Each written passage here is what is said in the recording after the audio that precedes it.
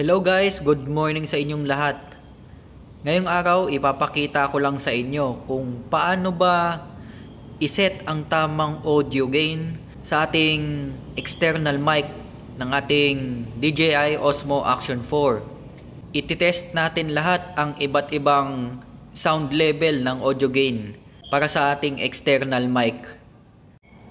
Nang sa ganon ay marinig nyo ang tamang audio quality para sa inyo. Short video lang ito guys, kaya simulan na natin. Bago ang lahat guys, tignan muna natin ang pinagkaiba ng audio quality ng internal at external mic ng DJI Osmo Action 4. Una, itest natin ang built-in microphone ng ating camera nang hindi binubuksan ang electric fan. Okay, let's go.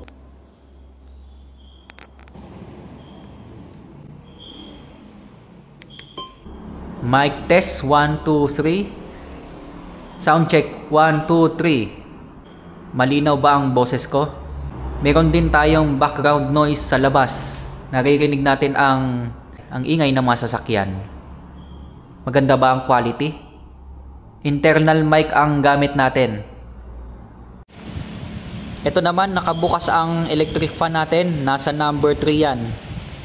Sound test natin.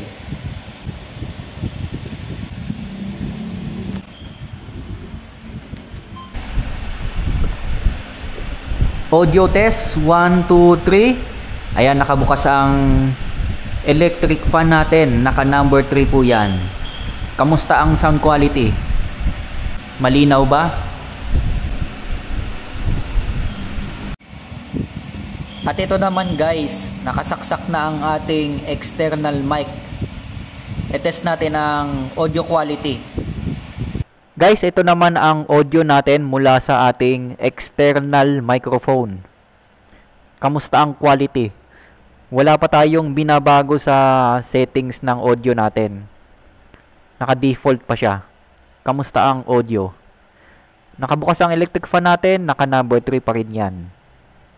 Mic test 1, 2, 3, 1, 2, 3. At ngayon guys, subukan natin timplahin ang mga audio para sa ating external mic. So, magsiset tayo ng tamang audio gain para sa ating external mic. Dito ay nakaset ang audio gain natin sa 0. Pakita ko sa inyo.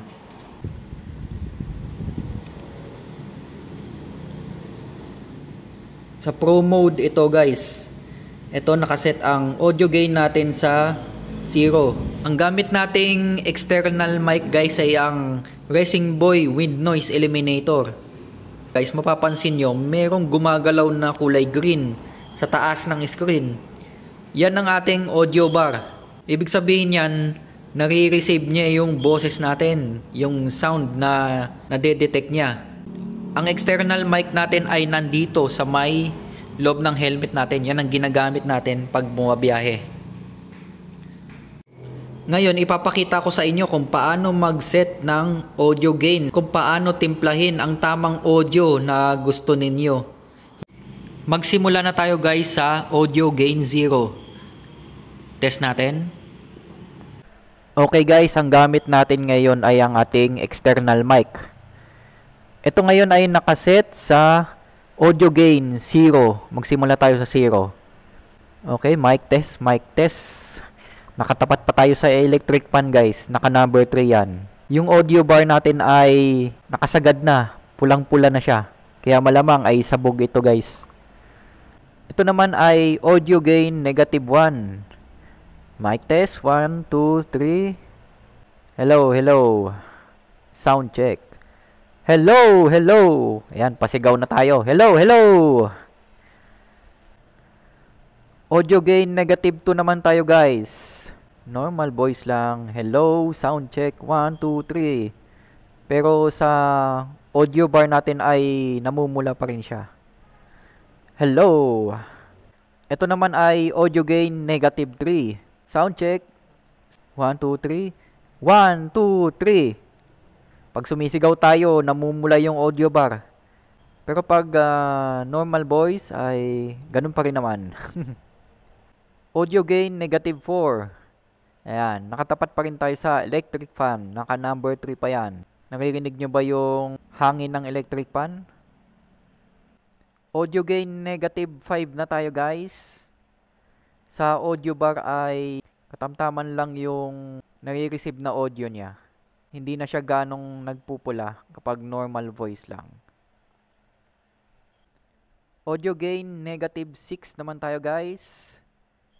Sa audio bar natin ay hindi na siya ganong sumasagad kapag naka-normal voice lang tayo.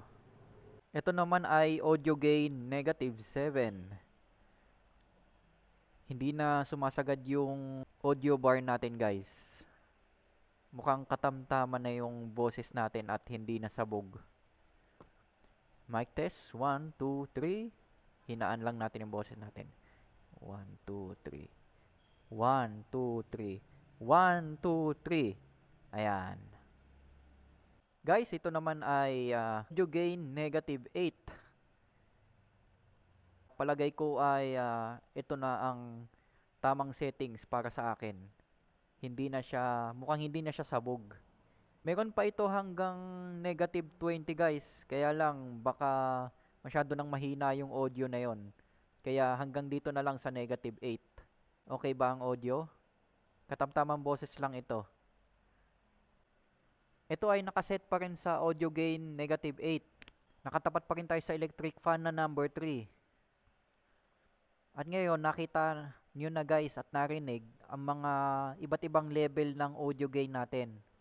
Kayo na ang humusga at nasa sa inyo yan kung ano ang tamang timpla ng sound quality para sa inyo. Muli ang gamit natin ay Racing Boy Wind Eliminator. At sana nakatulong ang video na ito para sa inyo. Ride safe sa inyo palagi guys. Hanggang sa mga susunod na videos ulit.